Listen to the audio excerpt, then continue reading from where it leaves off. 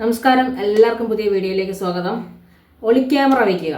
ഈ ഒളിക്യാമറ വയ്ക്കുക എന്ന് പറയുന്നത് രണ്ട് തരത്തിലാണ്. ഒന്ന്, ഒരു മനുഷ്യൻ്റെ വ്യക്തിപരമായ സ്വാതന്ത്ര്യങ്ങളിൽ ഇടപെട്ട് അവരെ ഭീഷണിപ്പെടുത്താനും അവരുടെ സ്വകാര്യമായുള്ള രംഗങ്ങൾ അവരറിയാതെ ചിത്രീകരിച്ച് അവരെ ബാക്കി ഇനി തുടർന്നുള്ള ജീവിതത്തിൽ ബുദ്ധിമുട്ടുണ്ടാക്കുന്ന തരത്തിൽ എന്തെങ്കിലും കാര്യങ്ങൾ ചെയ്യുക.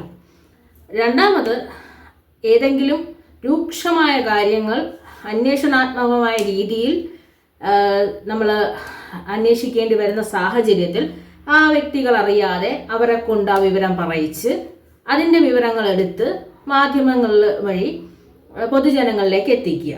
രണ്ട് തരത്തിലാണ് ഈ ഒളിക്യാമറ ഉപയോഗിക്കുന്നത്. ഈ ഒളിക്യാമറയ്ക്ക് തന്നെ നാണക്കേടാവുന്ന തരത്തിലൊരു ഒളിക്യാമറ പരിപാടിയായിരുന്നു ഇന്നലെ നടന്നത്.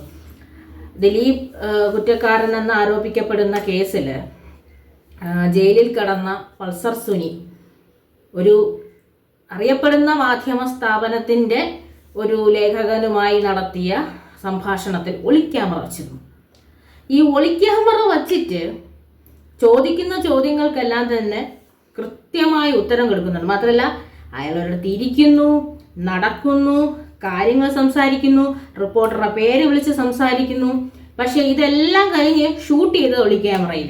അതാണ് മനസ്സിലാവാത്തത്. കാരണം ചോദിക്കുന്ന ചോദ്യങ്ങളെല്ലാം തന്നെ കോൺട്രവേഴ്സ്യൽ ക്വസ്റ്റ്യൻസ് ആണ്.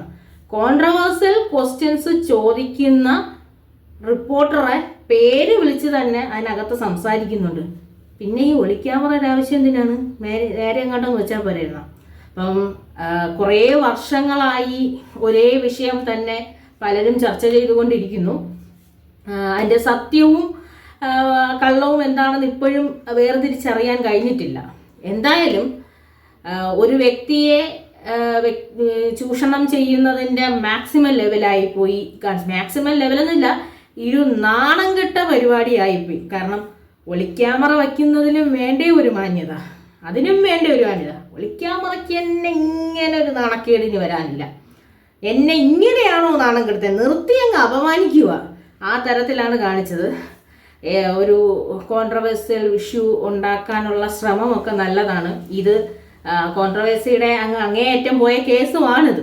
അതിനി വരാനിനി കോൺട്രവേഴ്സികളൊന്നും ഇല്ല. മാധ്യമങ്ങൾ തന്നെയാണ് റിപ്പോർട്ട് ചെയ്തത്, മാധ്യമങ്ങൾ തന്നെയാണ് അന്വേഷിച്ച് പല റിപ്പോർട്ടുകളും എടുത്തത്. എങ്കിലും ജയിൽ മോചിതനായി ഇറങ്ങിയ ഒരു ക്രിമിനലിനെ പിടിച്ചു നിർത്തി, ക്രിമിനൽ എന്ന് പറയുന്ന ഒരാളെ നിർത്തി വീഡിയോ എടുക്കുമ്പോൾ, പക്ഷേ മാധ്യമങ്ങളോട് തുടക്കം മുതൽ സഹകരിക്കുന്ന ഒരു വ്യക്തി കൂടിയാണ്. ഞാൻ നിൻ്റെ ഒരു ബൈറ്റ് എടുത്തോട്ടെ എന്ന് ചോദിച്ചു കഴിഞ്ഞാൽ എടുത്തോളൂ എന്ന് പറയുന്ന വ്യക്തിയുടെ ഒളിക്യാമറ എന്നൊരു വ്യാജം കാണിച്ച് എന്താണ് കാര്യം എന്ന് പറഞ്ഞത്? ഇതുവരെ നമുക്കറിയാവുന്ന കാര്യങ്ങളൊക്കെ തന്നെയാണ് പറഞ്ഞത്. പക്ഷേ രഹസ്യമാണ് എന്നുള്ള രീതിയിൽ പുതിയ കുറേ മേമ്പൊടികൾ ചേർത്ത് കുറേ ചോദ്യങ്ങൾ ചോദിക്കുന്നു, കുറേ ഉത്തരങ്ങൾ പറയുന്നു. മാധ്യമപ്രവർത്തനം എന്ന് പറയുമ്പം മാധ്യമപ്രവർത്തകന്റെ പേര് വരെ പറയാൻ തയ്യാറായ സാഹചര്യത്തിൽ അത് ധൈര്യത്തോടെ നിന്ന് ഈ ചോദ്യങ്ങൾ ചോദിച്ചിട്ട് ഈ ഉത്തരം പറഞ്ഞെങ്കിലും സുനി മറുപടി പറഞ്ഞേനെ. ഈ 4-5 ചോദ്യം, നിങ്ങൾക്ക് എന്താണ് ഇനി പറയാനുള്ളത്? നിങ്ങൾക്ക് എന്താണ് പറയാനുള്ളത്? നിങ്ങൾക്ക് കൊട്ടേഷൻ തുക ബാക്കി കിട്ടാനുണ്ടോ? പറയും. ഏതെങ്കിലും ജയിൽ സൂപ്രണ്ടിനെ സ്വാധീനിച്ചിരുന്നോ? അതിന് മറുപടി പറയും. സത്യമാണോ കള്ളമാണോ എന്നുള്ളതൊക്കെ രണ്ടാമത്തെ കാര്യം. എന്ത് ചോദ്യം ചോദിച്ചാലും സുനി മറുപടി പറഞ്ഞേനെ. പക്ഷെ ഈ ഒളിക്യാമറ വച്ച് ഇങ്ങനൊരു നാണക്കേടായി, വല്ലാത്ത നാണക്കേടായിപ്പോയി. ഒളിക്യാമറ ഇനി എങ്ങനെയാണ് ഈ ഒളിക്യാമറ എന്ന് അല്ലെങ്കിൽ ഹിഡൻ ക്യാമറ എന്ന് പറയുമ്പം തന്നെ അതിനൊരു വാല്യൂ ഉണ്ടായിരുന്നു, അതിന് തന്നെ ഒരു ക്രിമിനൽ സ്വഭാവം ഉണ്ടായിരുന്നു. ശരിക്കും പറഞ്ഞാൽ ഒളിക്യാമറയ്ക്ക് ഒരു ക്രിമിനൽ സ്വഭാവം ഉണ്ട്. രണ്ട് തരത്തിലാണല്ലോ അതിനെ ഉപയോഗിക്കപ്പെടുന്നത്. ചൂഷണം ചെയ്യാനും പറ്റും, അതിനെ ഉപയോഗിക്കാനും പറ്റും.